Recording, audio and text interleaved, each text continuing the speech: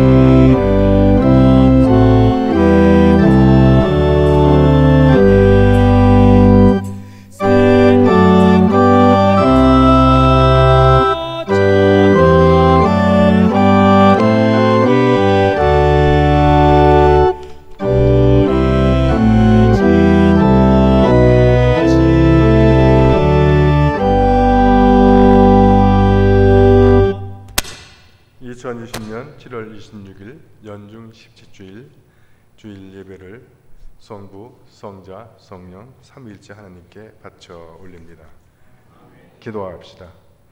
전능하신 하느님, 주님께서는 모든 사람들의 마음과 소원을 다 아시며 은밀한 것이라도 주님 모르시는 바 없사오니 성령의 감화하심으로 우리 마음의 온갖 생각을 정결케 하사 주님을 진심으로 사랑하고 주님의 거룩하신 이름을 공경하여 찬송케 하소서.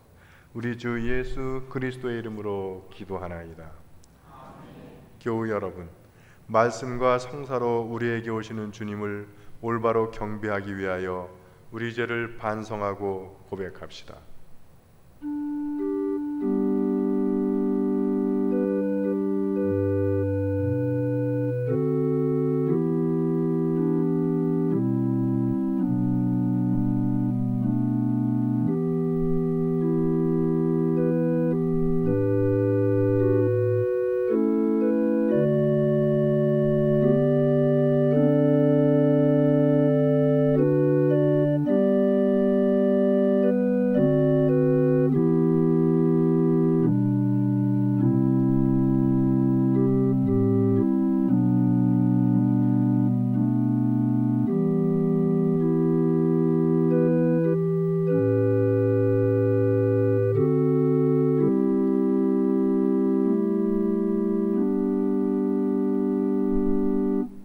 자비하신 하느님, 우리는 생각과 말과 행실로 주님과 이웃에게 죄를 지었으며 또한 자주 의무를 소홀히 하였나이다. 주여 우리 죄를 용서하시고 우리로 하여금 예수 그리스도 안에서 새로워지게 하소서. 진실로 죄를 고백하는 모든 사람을 용서하시는 전능하신 하느님께서 여러분을 불쌍히 여기시어 예수 그리스도의 공로로 모든 죄를 용서하시고 선행할 힘을 주사 영원한 생명을 얻게 하소서.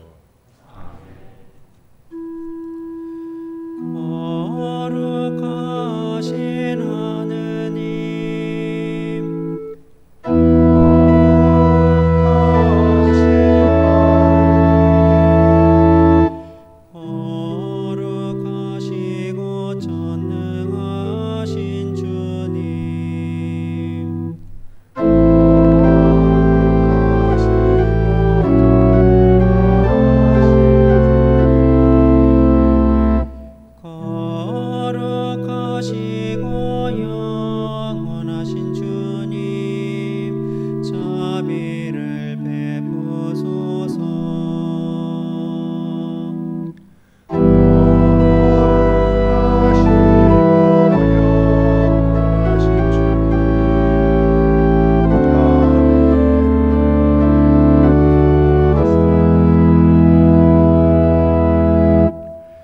그리스도께서 여러분과 함께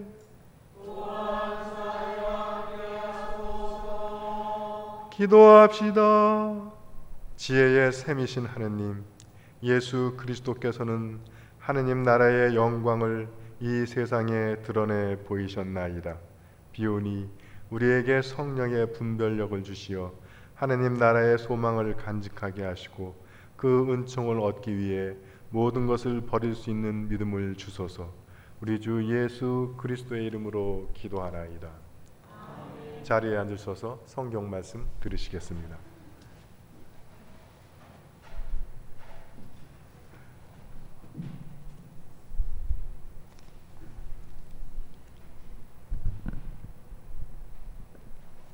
제1독서는 창세기 29장 15절에서 28절까지의 말씀입니다.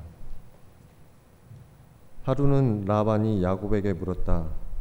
내가 내 고륙이라고 해서 내 일을 거저 해서야 되겠느냐? 품삯을 얼마나 주면 좋겠는지 말해 보아라. 그런데 라반에게는 딸이 둘 있었다.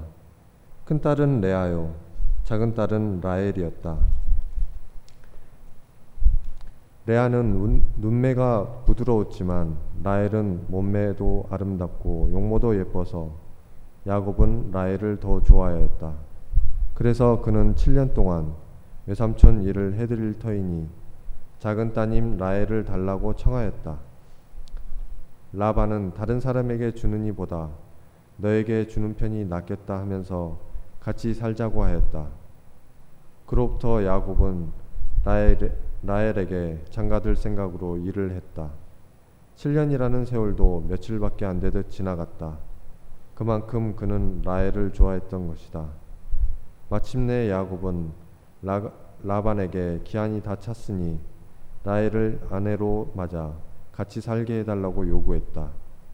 그래서 라반은 그 고장에 사는 사람들을 모두 청해놓고 잔치를 베풀었다. 밤이 되어 라반은 딸 레아를 야곱에게 데려다 주었다. 그것도 모르고 야곱은 그와 한자리에 들었다. 이때 라반은 딸 레아에게 자기의 계집종 질바를 몸종으로 주어 거느리게 하였다. 아침이 되어 야곱이 눈을 떠보니 어이없게도 그것은 레아였다. 야곱은 라반에게 항의하였다. 삼촌이 저에게 이러실 수가 있습니까? 저는 라헬에게 장가들려고 삼촌 일을 해드린 것이 아닙니까? 왜 저를 속이시는 것입니까? 라반은 우리 고장에서는 작은 딸을 큰 딸보다 먼저 시집 보내는 법이 없네 하며 부탁하였다. 초래 기간 일주일만 채우면 작은 딸도 주지. 그 대신 또 7년 동안 내 일을 해주어야 하네. 야곱은 그 말대로 한 주일을 채웠다.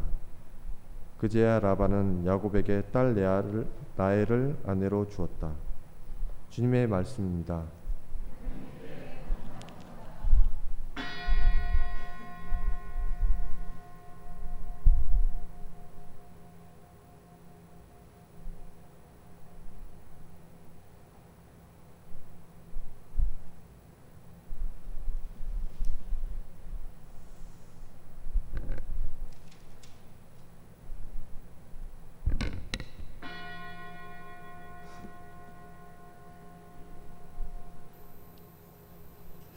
제2독서의 말씀은 로마서 8장 26절에서부터 39절까지의 말씀입니다.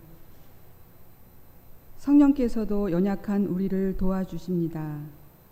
어떻게 기도해야 할지도 모르는 우리를 대신해서 말로 다 할 수 없을 만큼 깊이 탄식하시며 하느님께 간구해 주십니다. 이렇게 성령께서는 하느님의 뜻을 따라 성도들을 대신해서 간구해 주십니다. 그리고 마음속까지도 꿰뚫어 보시는 하느님께서는 그러한 성령의 생각을 잘 아십니다. 하느님을 사랑하는 사람들, 곧 하느님의 계획에 따라 부르심을 받은 사람들에게는 모든 일이 서로 작용해서 좋은 결과를 이룬다는 것을 우리는 압니다. 하느님께서는 이미 오래전에 택하신 사람들이 당신의 아들과 같은 모습을 가지도록 미리 정하셨습니다. 그래서 그리스도께서는 많은 형제 중에서 맏아들이 되셨습니다. 하느님께서는 미리 정하신 사람들을 불러주시고 부르신 사람들을 당신과 올바른 관계에 놓아주시고 당신과 올바른 관계를 가진 사람들을 영광스럽게 해주셨습니다. 그러니 이제 무슨 말을 더 하겠습니까? 하느님께서 우리 편이 되셨으니 누가 감히 우리와 맞서겠습니까? 우리 모든 사람을 위하여 당신의 아들까지 아낌없이 내어주신 하느님께서 그 아들과 함께 무엇이든지 다 주시지 않겠습니까? 하느님께서 택하신 사람들을 누가 감히 고소하겠습니까? 그들에게 무죄를 선언하시는 분이 하느님이신데 누가 감히 그들을 단죄할 수 있겠습니까? 그리스도 예수께서 단죄하시겠습니까? 아닙니다. 그분은 우리를 위해서 돌아가셨을 뿐만 아니라 다시 살아나셔서 하느님 오른편에 앉아 우리를 위하여 대신 간구해 주시는 분이십니다. 누가 감히 우리를 그리스도의 사랑에서 떼어놓을 수 있겠습니까? 환난입니까? 역경입니까? 박해입니까? 굶주림입니까? 헐벗음입니까? 혹 위험이나 칼입니까? 우리의 처지는 우리를 종일토록 당신을 위하여 죽어갑니다. 도살당할 양처럼 천대받습니다. 라는 성서의 말씀대로입니다. 그러나 우리는 우리를 사랑하시는 그분의 도움으로 이 모든 시련을 이겨내고도 남습니다. 나는 확신합니다. 죽음도 생명도 천사들도 권세의 천신들도 현재의 것도 미래의 것도 능력의 천신들도 높음도 깊음도 그 밖에 어떤 피조물도 우리 주 그리스도 예수를 통하여 나타날 하느님의 사랑에서 우리를 떼어놓을 수 없습니다.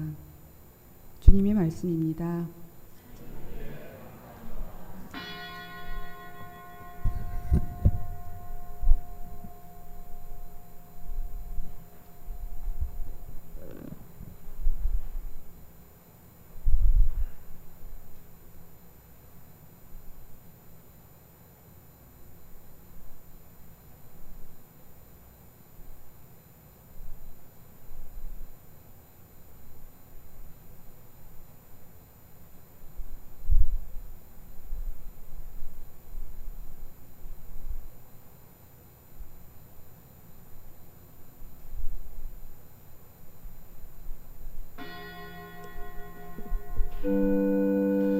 주님께 감사하며 그 이름 높이 불러라. 그 정하신 일들을 만방에 알려라.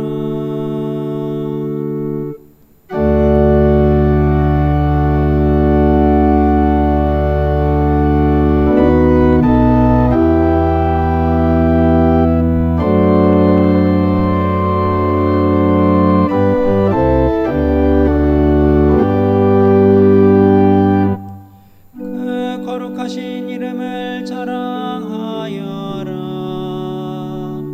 주님을 찾는 이들은 기뻐하여라.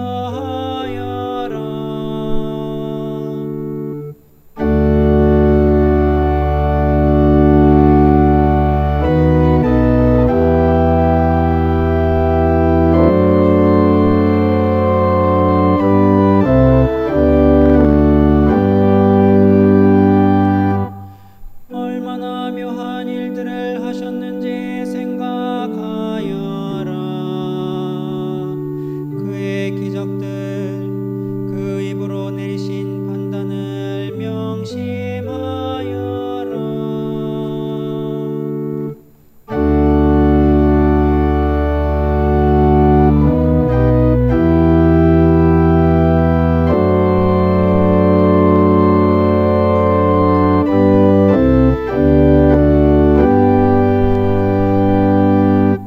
영광이 성부와 성자와 성령께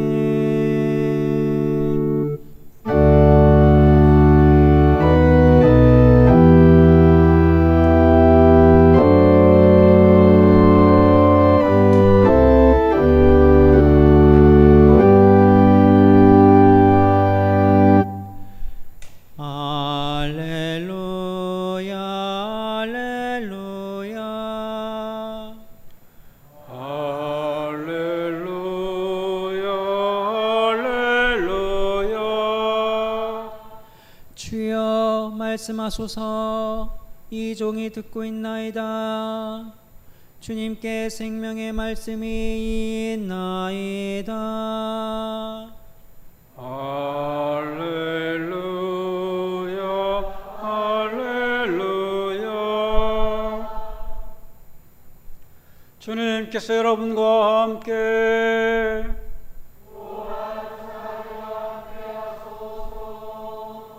성 마테오가 전한 거룩한 복음입니다.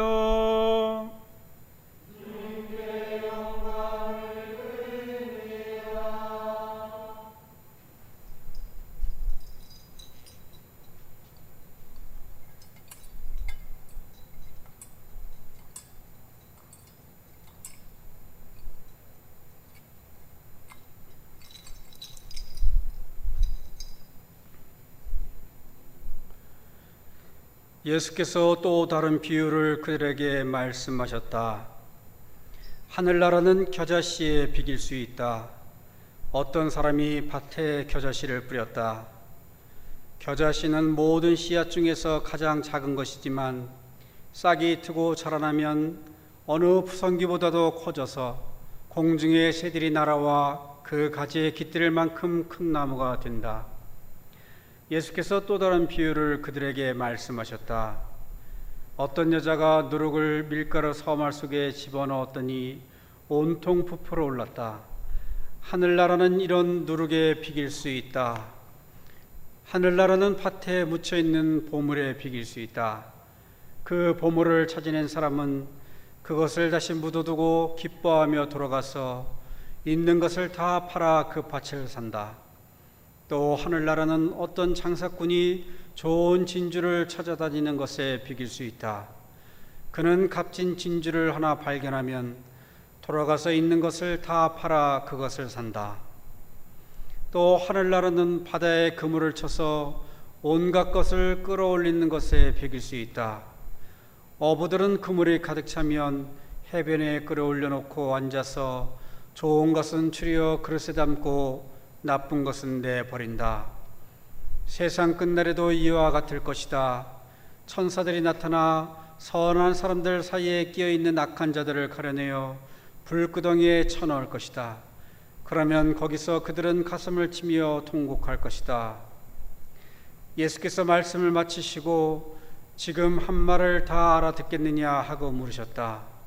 제자들은 예 하고 대답하였다. 예수께서는 이렇게 말씀을 맺으셨다. 그러므로 하늘나라의 교육을 받은 율법학자는 마치 자기 곳간에서 새 것도 꺼내고 낡은 것도 꺼내는 집주인과 같다. 주님의 복음입니다.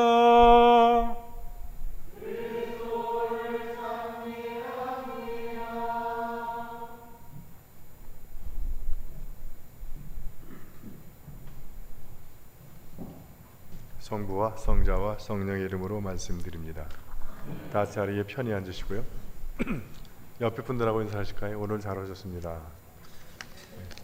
또 코로나 시대의 인사, 이번 주도 주님이 지켜주시기를 축원합니다. 이렇게 인사하시자고요.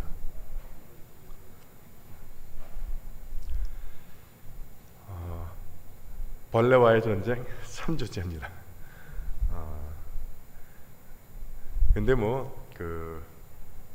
이쪽에서도 오고 이쪽에서도 오고 하니까 그래도 이번 주에 우리 아버지들이 비를 맞아가면서 벌레와의 전쟁을 치렀습니다. 그리고 우리 사제회장님은 매일 나오셔서 또 하셔서 그 결과 개체 수는 한 80%는 줄은 것 같아요. 여러분 우리 수고하신 아버지들께 감사 박수 한번 보내드릴까요?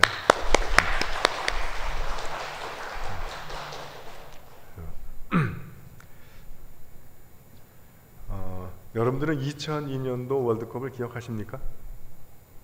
예.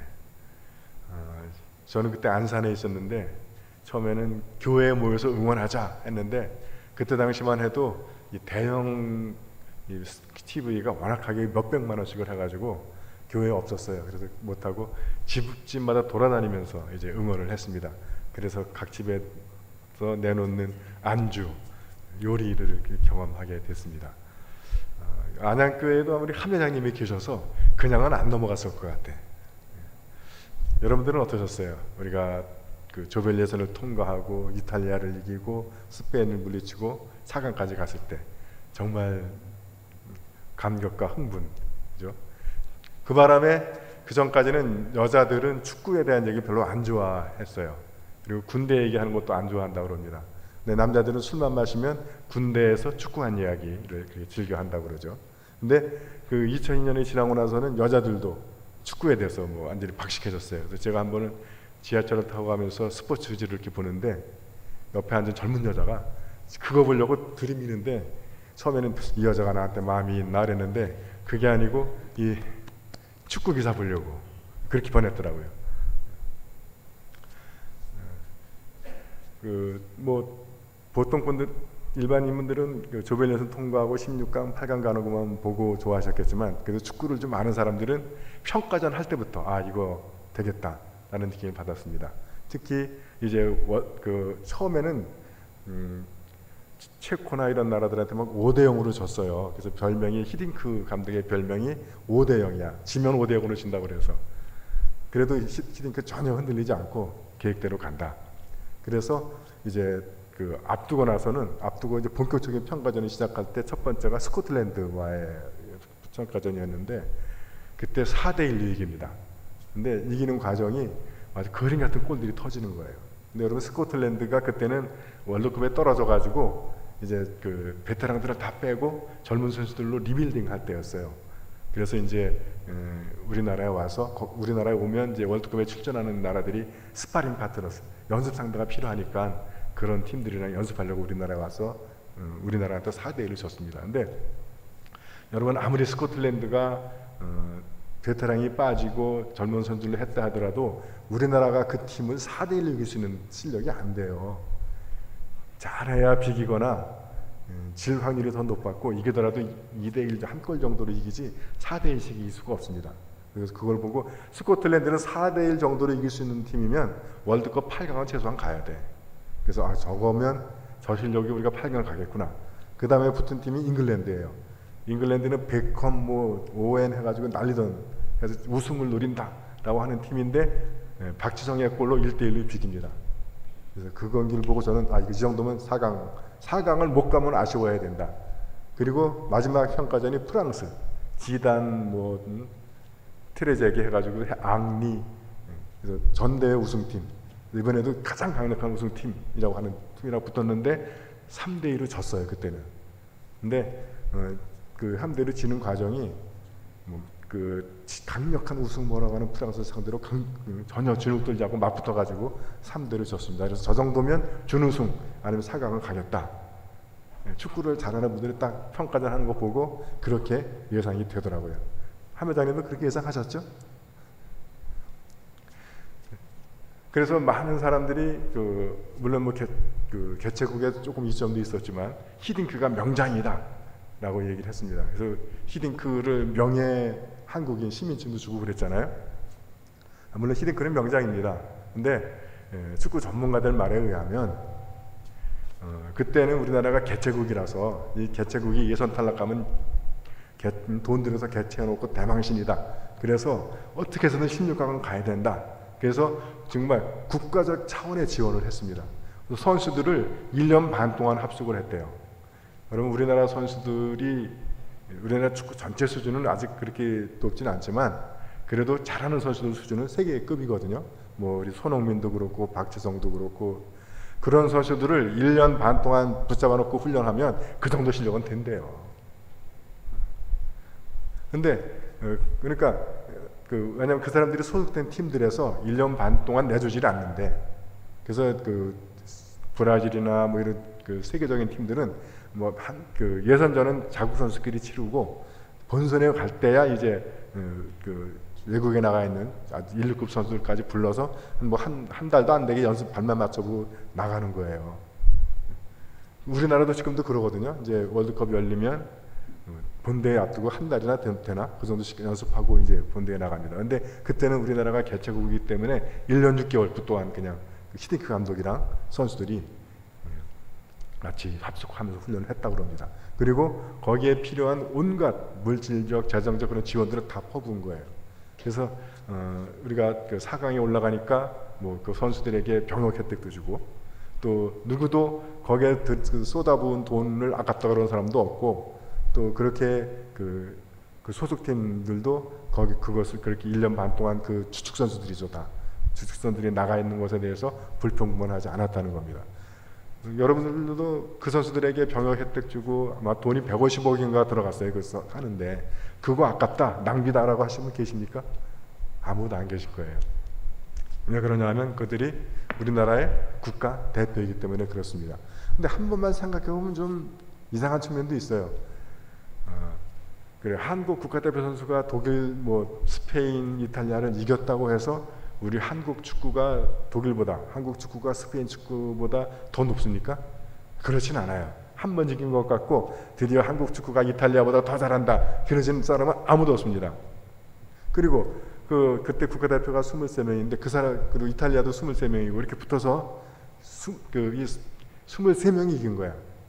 저는 그 선수들이 뛸 때 거기 응원도 안 갔어.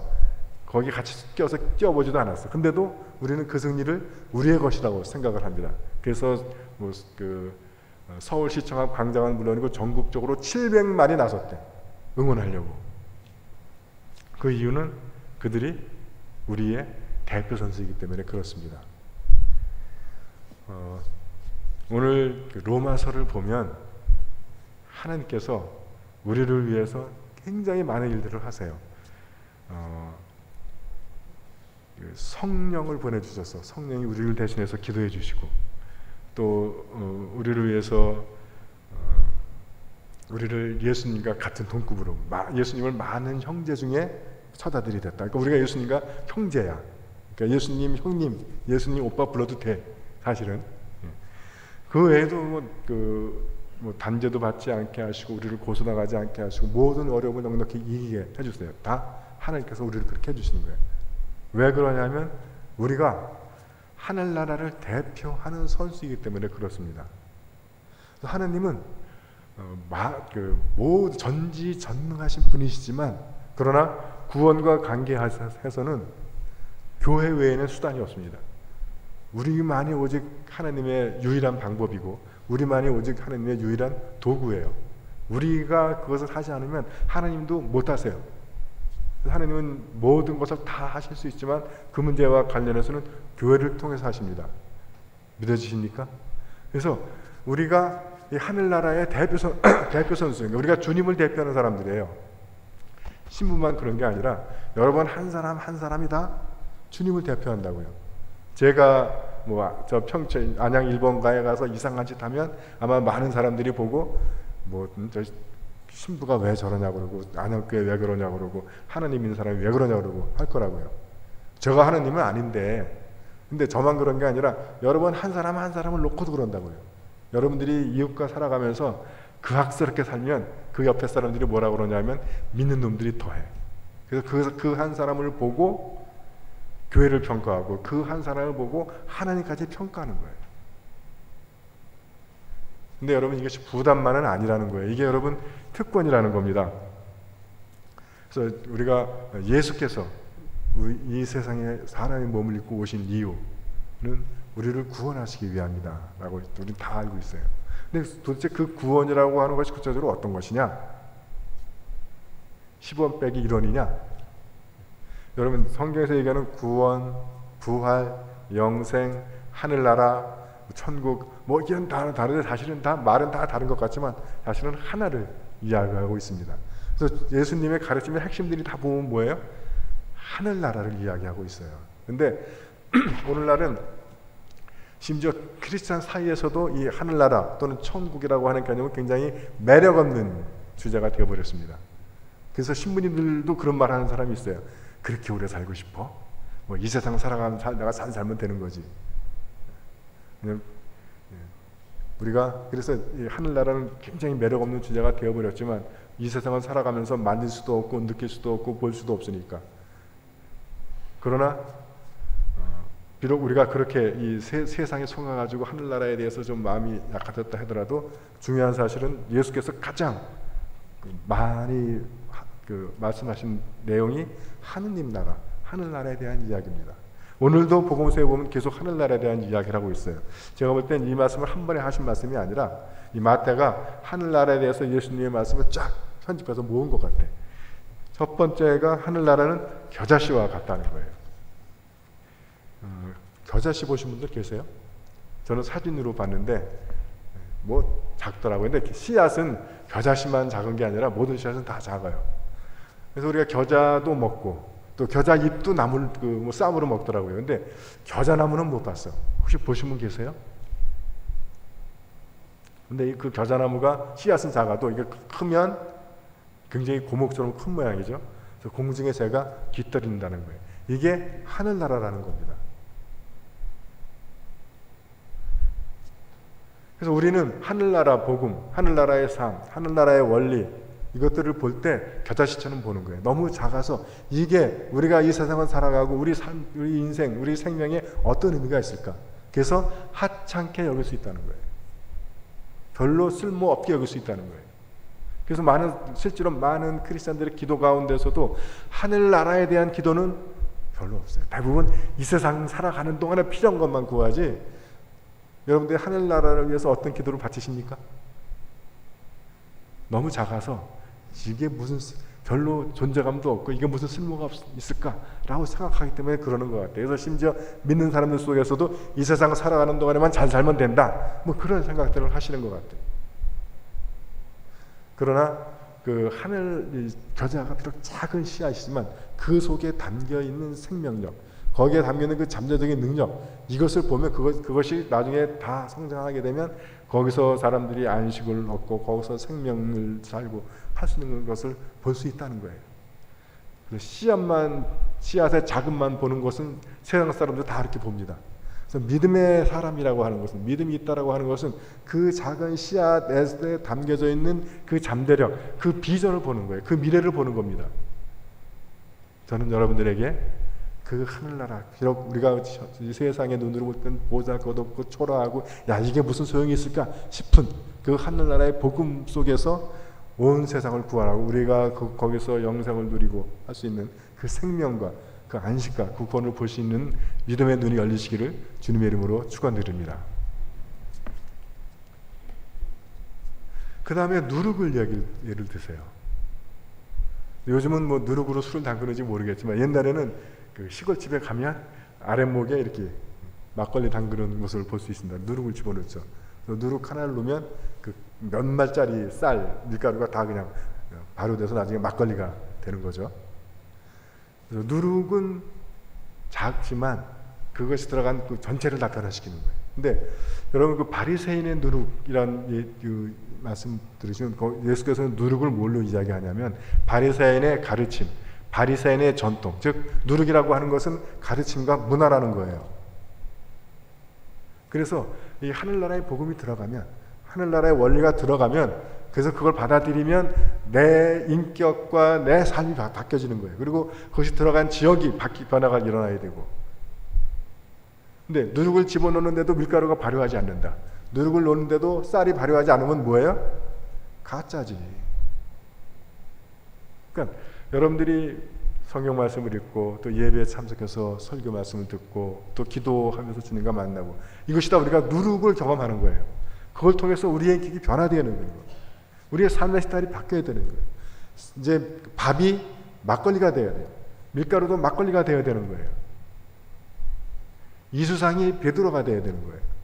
근데 아직도 베드로는 요만큼도 찾아보기 힘들고 맨 욕심덩어리 이수상만 있는 거예요. 제 믿음이 가짜라는 거예요. 우리의 믿음, 여러분이 가지고 있는 믿음 하나하나가 가짜라는 거예요. 우리가 지금 100명이 있는데도 우리가 뭐 살고 있는 동안구나 뭐 안양시가 전혀 달라지는 것이 없다면 우리가 가짜 누룩이라는 거예요. 여러분들이 지금 듣는 이 말씀, 우리가 드리는 이 예배, 또 여러분들이 가정에서 보시는 성경 말씀을 통해서 그것이 여러분들의 인생의 누룩이 돼서 여러분들의 인격을 변화시키고 여러분들의 삶의 스타일을 변화시키고 그래서 여러분들이 누르게 돼서 여러분들을 통해서 여러분들이 사는 지역사회가 또 변화되는 역사가 일어나기를 주님의 이름으로 축원드립니다. 그러기 위해서는 우리 스스로 이 하나님의 말씀, 이 하늘나라의 복음이 이게 진짜다라고 하는 믿음이 있어야 돼요. 여러분들은 정말 진짜라고 믿으십니까? 제가 볼 땐 아닌 것 같아요. 왜냐하면 그게 진짜라고 믿으면 이렇게 못 살아. 부정할 수는 없지만 아직은 진짜라고 안 느끼시는 것 같아요. 그래서 주님께서 뭐라고 얘기하냐면 하늘나라는 밭에 있는 보물을 발견한 사람, 좋은 진주를 발견한 사람과 같다는 거예요. 그 사람들은 있는 것을 다 팔아 그거 산다는 거예요. 즉 올인한다는 거죠. 근데 우리는 올인하진 않고 한 발씩 걸치고 있는 것 같아요. 세상에도 한 발, 하나님 나라에도 한 발. 그게 꼭 그 사도 요한 같은 거고 베드로 같은 겁니다. 베드로가 예수님 잡히시던 밤에 다른 제자는 다 도망갔는데 베드로는 도망을 안 가요. 도망 안 가고 그래서 어떻게 했냐면 예수님과 함께 죽기 살기로 갔냐? 그러지도 않아. 멀찍이 쫓아가. 멀찍이. 그래서 여러분 베드로가 주님 잡히시던 밤에 3번 부인했던 게 멀찍이 쫓아가기 때문에 그래요. 도망갔으면 부인할 일도 없고 예수님과 같이 죽겠습니다 했으면 같이 죽었지 부인할 일도 없어. 도망도 안 가고 같이 죽지도 못하고 올인하지 않는 거예요. 한 달씩 걸쳐가지고 기회를 보는 거예요. 그래서 저는 우리 성공의 신자들의 신앙을 멀찍이 신앙이라고 그럽니다.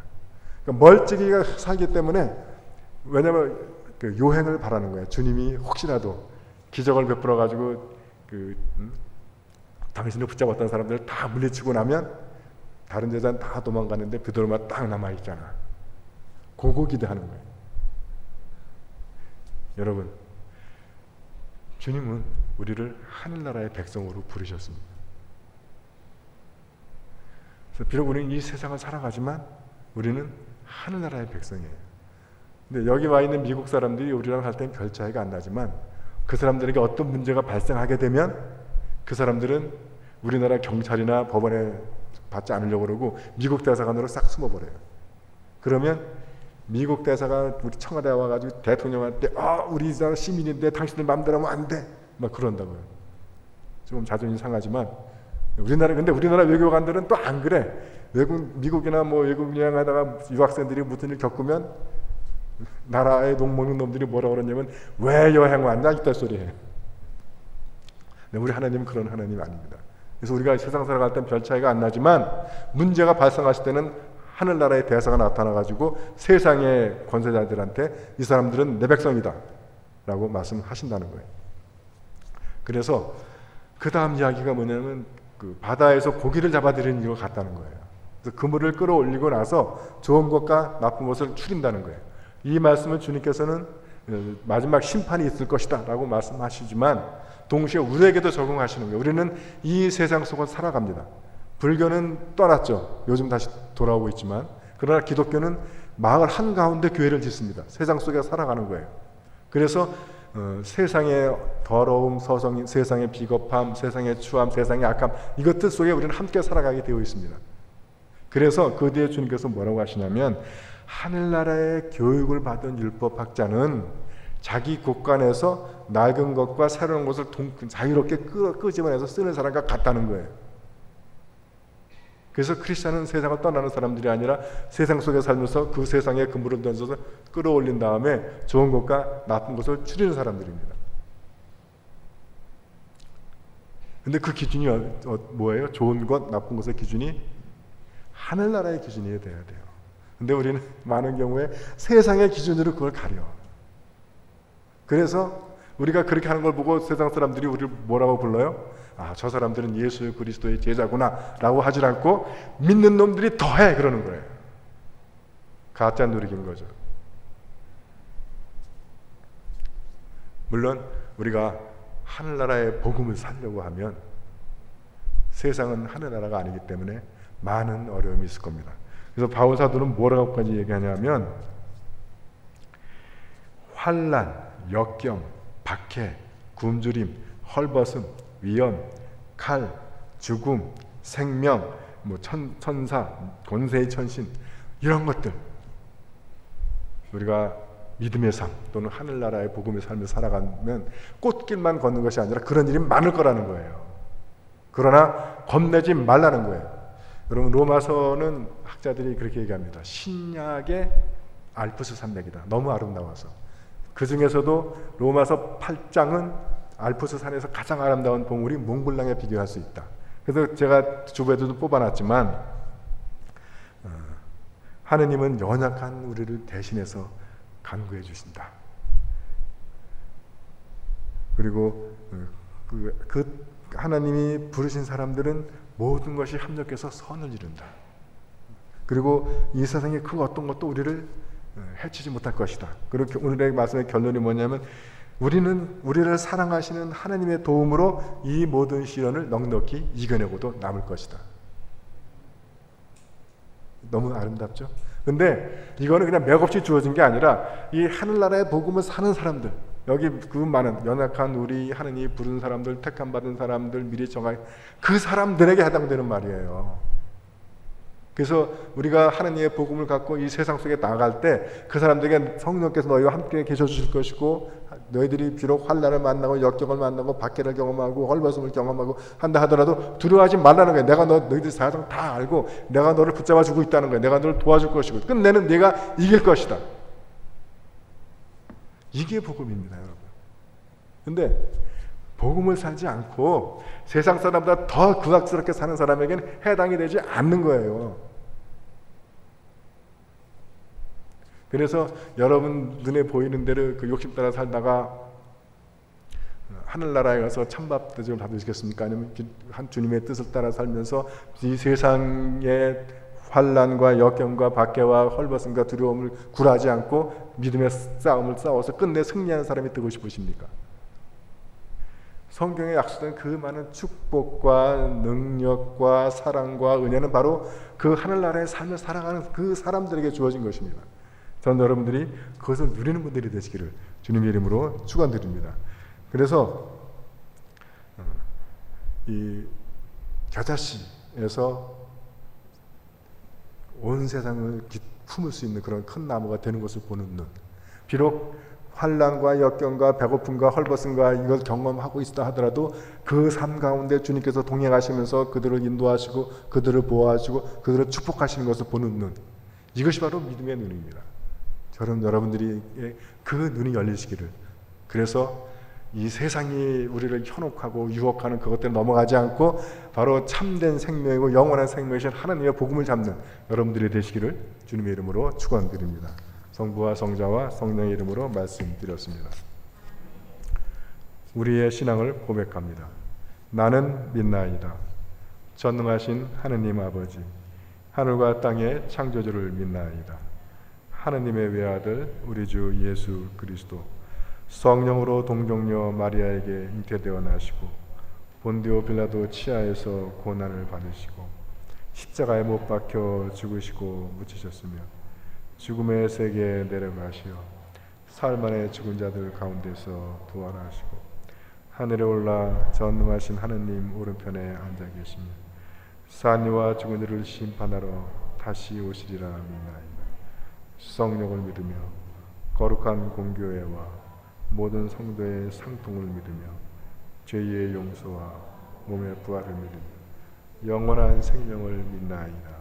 아멘. 교회와 세상을 위하여 기도합시다. 교회를 위하여 기도합시다.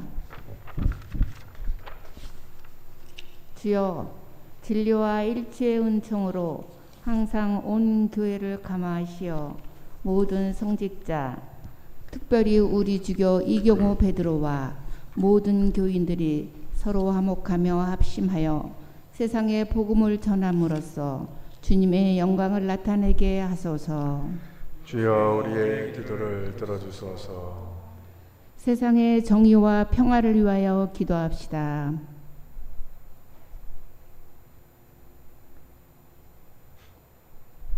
주여, 이 세상에 평화를 주시고 특별히 우리나라 지도자들을 인도하시어 악행과 악습을 막으시고 진리와 정의를 지켜주소서. 주여, 우리의 기도를 들어주소서. 가난한 사람들과 병자들과 어려움을 당한 모든 사람을 위하여 기도합시다. 주여, 이 변화많은 세상에서 모든 근심하는 사람들과 병든 사람들을 위로하시고 건져 주소서. 주여, 우리의 기도를 들어주소서. 오늘 기도하실 때 우리 생일 맞는 교우들이 있습니다. 27일 노승희, 29일 목진이, 박수와 박찬성, 30일 김옥선, 이분들 앞에 주님께서 크신 은혜와 사랑, 축복 베풀어 주시길 위해서 기도합시다. 주여, 우리의 소원을 살피시고 주님의 뜻대로 하소서. 주여, 우리의 기도를 들어주소서. 별세한 이들을 위하여 기도합시다. 이번 주일에 별세 기념일을 맞는 교우들을 기억합니다. 30일 김태일 교회 부친 김기회, 주재석 교회 모친 안종님, 이분들이 주님 나라에서 평안과 안식을 누리기 위해서 기도합시다. 주여, 부활을 기다리는 모든 별세한 이들이 영원한 생명을 누리게 하소서. 주여, 우리의 기도를 들어주소서. 전능하신 하느님, 우리들이 예수 그리스도의 이름으로 간절히 기도하나이다. 아멘. 다 같이 일어나셔서 평화의 인사 나누시겠습니다. 그리스도는 우리의 평화이시니 십자가로 우리를 하나 되게 하시고 주님의 이름으로 모여 평화를 나누게 하셨습니다. 주님의 평화가 여러분과 함께 서로 평화의 축복을 나눕시다.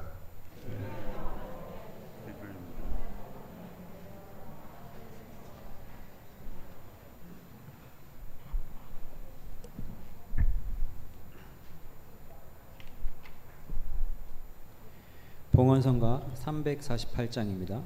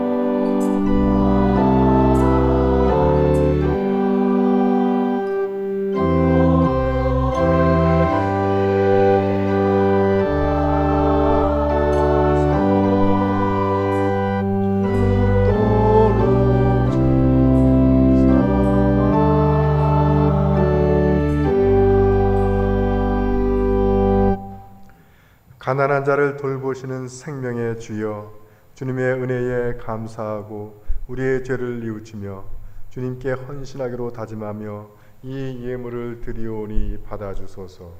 아멘.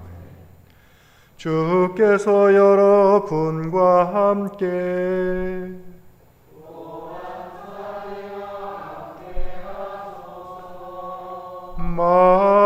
마음을 드높이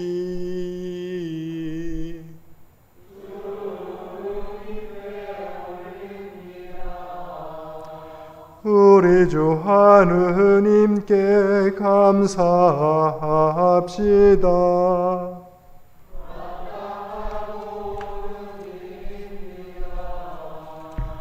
전능하신 하느님, 우리 주 예수 그리스도를 통하여 아버지께 언제 어디서나 감사와 찬양을 드림은 참으로 옳은 일이며 우리의 기쁨입니다. 참다운 사제이신 예수 그리스도께서는 하늘에서 내려온 빵과 구원의 잔을 생명의 양식으로 우리를 먹이시고 천상의 잔치를 더욱 갈망하게 하시나이다. 그러므로 우리는 하늘의 모든 천사와 성도들과 함께 주님의 거룩하고 영광스러운 이름을 소리 높여 찬양하나이다. 거룩하시다.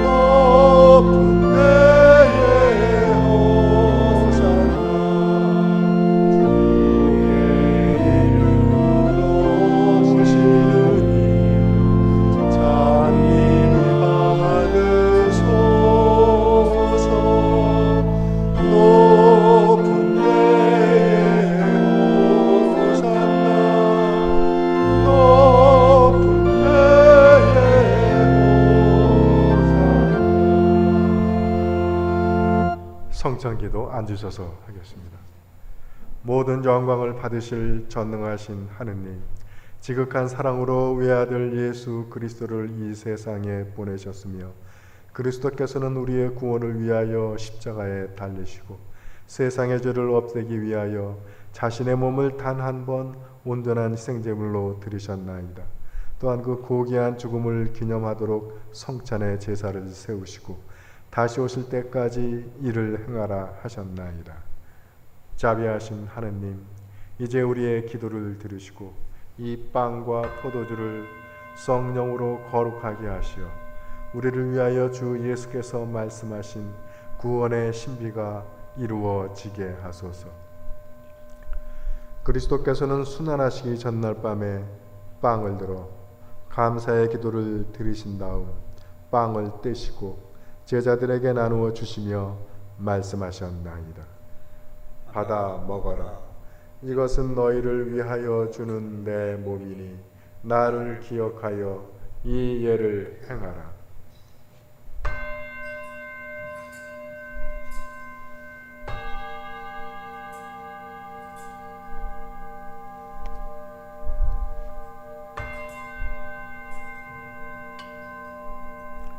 식후에 잔을 드시고 감사의 기도를 드리신 다음 그들에게 주시며 말씀하셨나이다.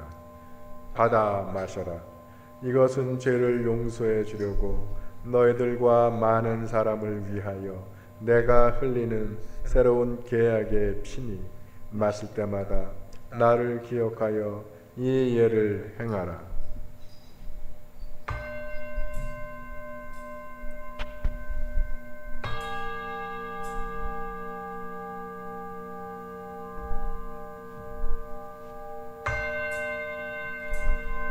우리는 신앙의 신비를 선포합니다.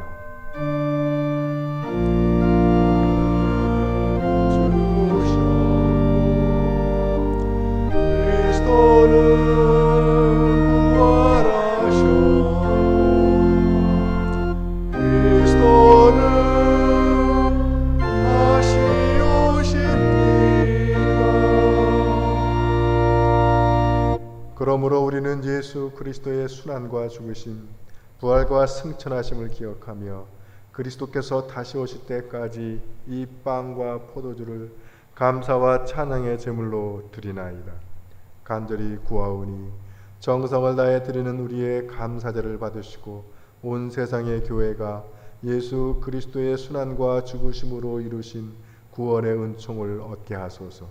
또한 이 생명의 빵과 구원의 자를 받는 모든 이에게 성령을 내리시어 하늘의 축복을 나누게 하시고 자신의 몸과 영혼을 하느님께 드려 합당한 산 제물이 되며 예수 그리스도와 한 몸이 되게 하소서.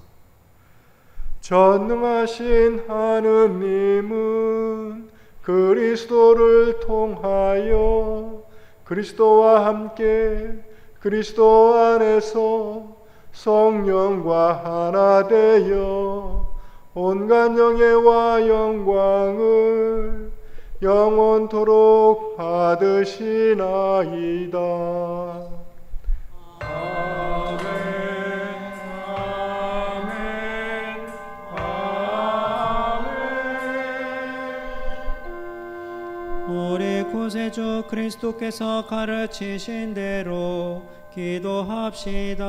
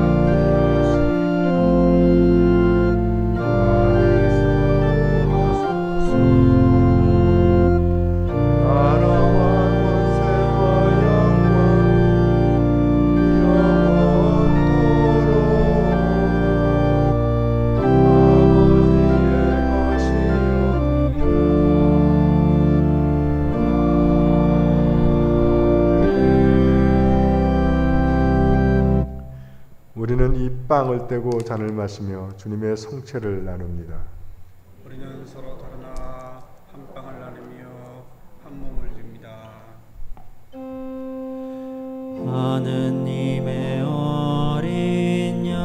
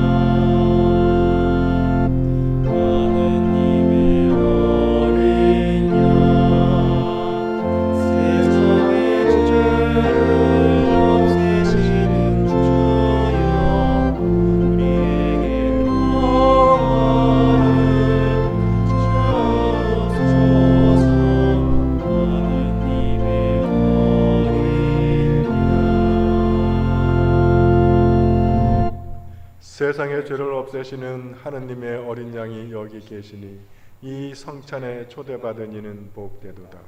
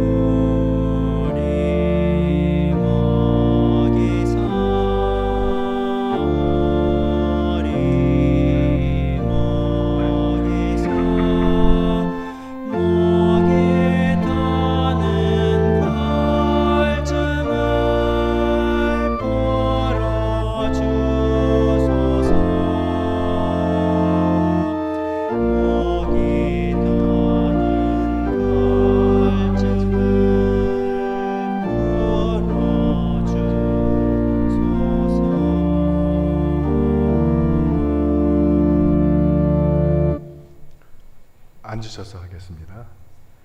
기도합시다. 영원하신 하느님, 천사의 양식을 받고 왕이신 그리스도의 지휘 아래 악과 싸우는 우리로 하여금 주님과 함께 승리하여 그리스도의 영광에 참여하게 하소서. 우리 주 예수 그리스도의 이름으로 기도하나이다. 아멘.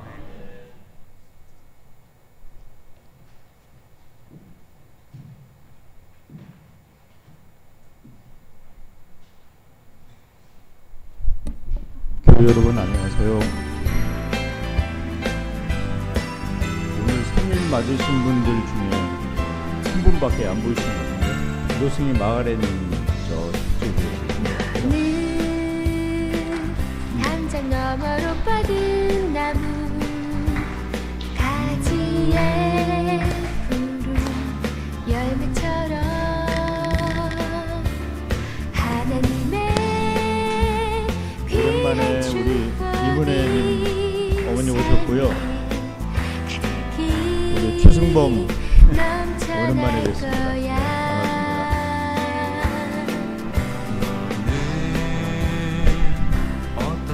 아까 그리고 김종국 예수님 저 위에 계시네요. 네, 많이 좋아지셨죠? 네, 반갑습니다. 네.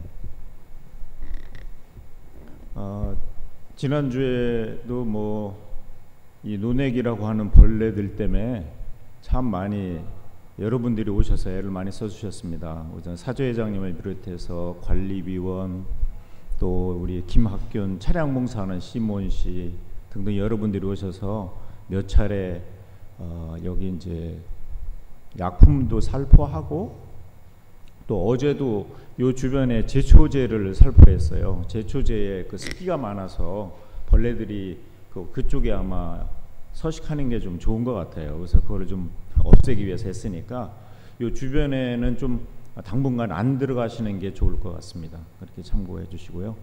그리고 뭐 장마가 다음 주까지 진행이 되면 이제 장마가 끝나고 본격적인 이제 뜨거움이 시작된다고 하니까요. 그때 되면 아마 이 논애기들이 좀 뜸해질 것 같아요.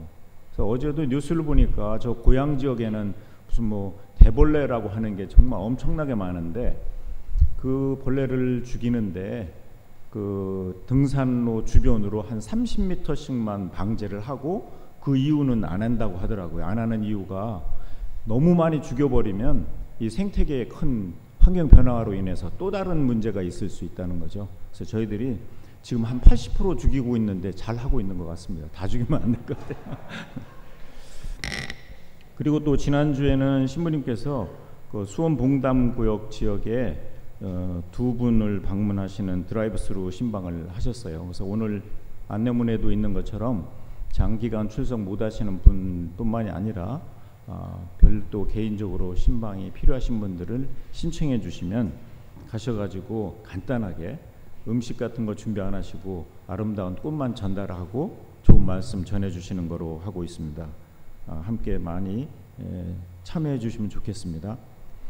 그리고 오늘은 지난주에 저희들이 잠깐 신부님 그 31번째 서품 축하하는 행사를 잠깐 했었는데 아마 사모님께서 그 기념하는 떡을 봉헌해 주셨다고 하더라고요.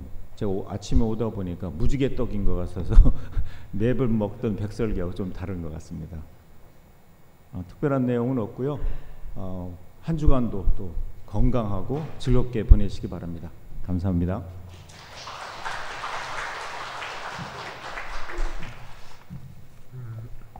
고3 수험생들을 위한 기도를 시작하려고 합니다. 그래서 여러분들 가정이나 또 이웃에 고3 수험생들이 있으면 명단을 좀 알려주시면 주부에도 올리고 중부기도표도 올려서 함께 기도하도록 하겠습니다. 그리고 이게 그 코로나 사태가 장기화되면서 우리가 9시, 11시 나눠서 드리다 보니까 맨날 보던 사람만 본다고 그래서 좀 또 절반씩 섞어서 이렇게 할까. 그래서 원래는 이제 거리상으로 나눈 건데 사실 안양이라는 데가 뭐 요만해가지고 먼 데하고 가까운 데 큰 차이가 별로 안 나요. 그래서 섞어도 될 것 같아요. 괜찮겠습니까? 네, 그러시면 제가 다음에 이제 주보에 광고를 해서 11시가 9시로 가면 아무 소용이 없으니까 반씩만 나눠서 또 새로운 그 교우들 서로 또 만나는 그런 즐거움이 있도록 하겠습니다. 다 같이 일어나셔서 축복기도 받으시겠습니다. 주께서 여러분과 함께 그리스도를 죽음에서 일으키신 영광의 하느님께서 여러분에게 새 힘을 주시어 그리스도와 함께 부활의 생명을 누리게 하시며 전능하신 하느님 성부와 성자와 성령은 여러분에게 강복하소서. 아멘. 나아가서 주님의 복음을 전합시다. 그리스도의 이름으로. 아멘. 파송성가 503장입니다.